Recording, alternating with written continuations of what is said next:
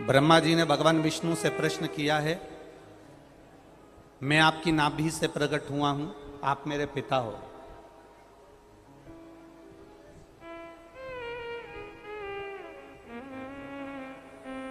मैं आपकी नाभि से प्रकट हुआ हूं, आप मेरे पिता हो।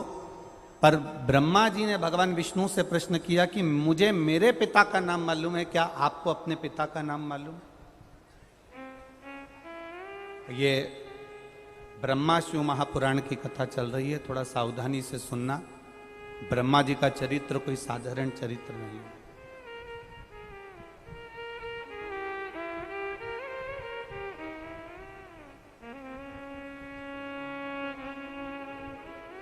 एक जरा सा आप कथा में सुनेंगे, ब्रह्मा जी का सिर कट गया था और सिर कटने के बाद ब्रह्मा जी के केवल 4 मुख रह गए और वो 4 मुख रखने के बाद ब्रह्मा जी की चित्तवृत्ति में आनंद की अनुभूति नहीं हुई।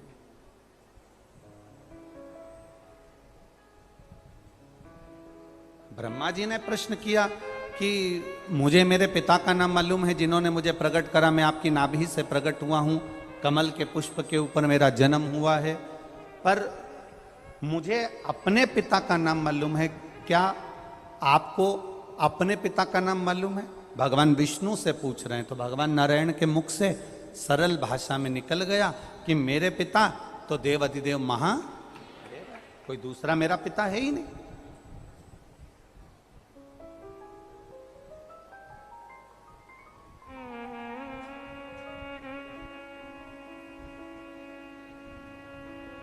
भगवान विष्णु मेरे पिता है, भगवान शिव मेरे पिता है।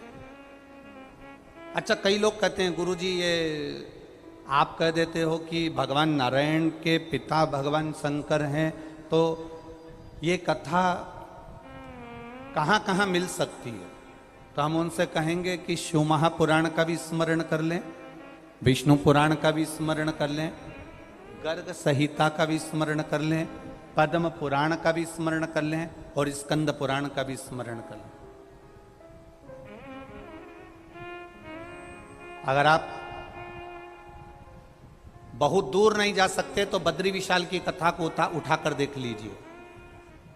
बहुत दूर आप नहीं जाते तो बद्रीनाथ जी की कथा को उठाकर देखिए कि भगवान नारायण और लक्ष्मी शंकर भगवान के पावन धाम में घूमने के लिए निकले और घूमने के लिए भ्रमण करने के लिए जब बद्रिकाश्रम में पहुंचे, बद्रिकाश्रम की जो भूमि थी वो शिव जी की प्रिय भूमि थी, जहां पर आते से ही लक्ष्मी जी का मन लग गया और लक्ष्मी जी ने नारायण से कहा, ये भूमि मुझे चाहिए,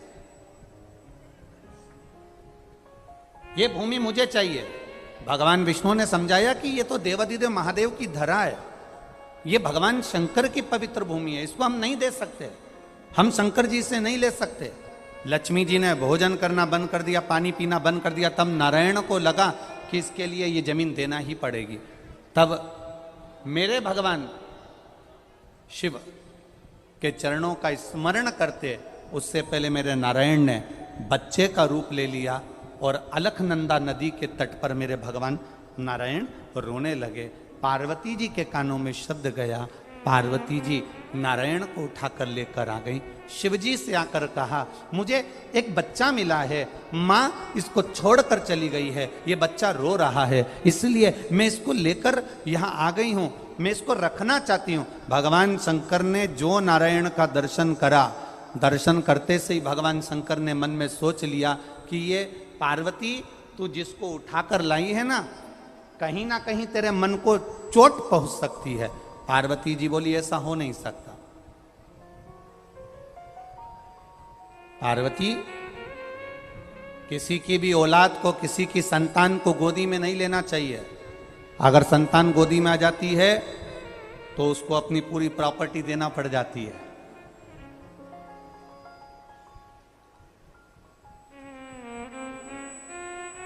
अगर संतान गोदी में आई है ना तो उसकी पूरी प्रॉपर्टी तुम्हें देना पड़ेगी।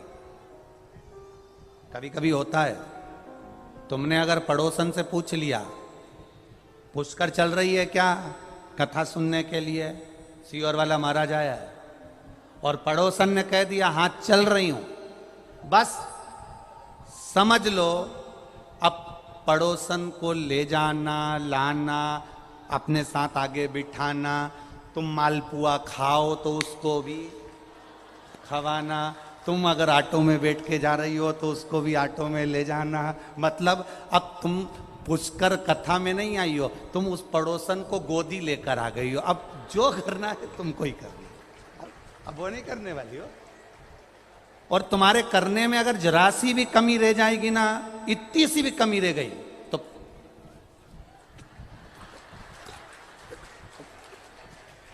अब तुम बैठी यहां, वो बैठी वहां, और वहीं से तुमने उसको जो देखा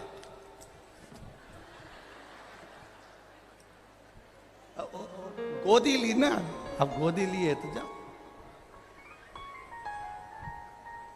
अब गोदी लिया है तो अब भगवान कह रहे हैं कि किसी की संतान को गोदी नहीं लेना।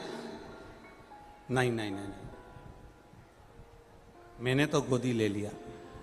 शाम का समय हुआ, भगवान नारायण जो बच्चे के रूप में हैं, शंकर भगवान और पार्वती मैया उसको कक्ष में छोड़कर कुंडी लगाकर बद्रिकाश्रम में चल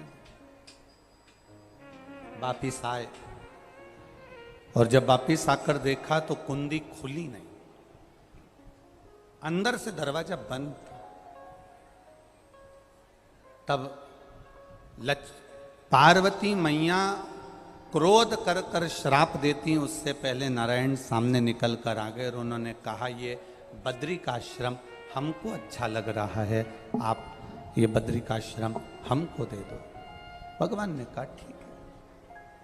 बद्रिकाश्रम नारायण को दे दिया।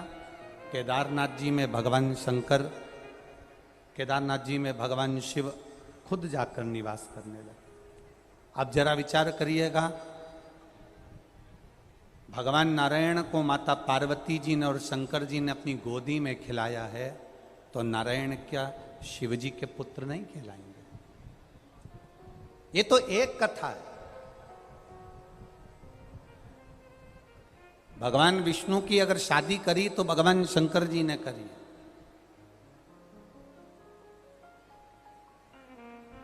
भगवान नारायण का अगर लक्ष्मी जी से मंगल विवाह करा तो शिव जी ने करा है। ये सहजता नहीं है महाराज भगवान। अब ब्रह्मा जी ने कह दिया कि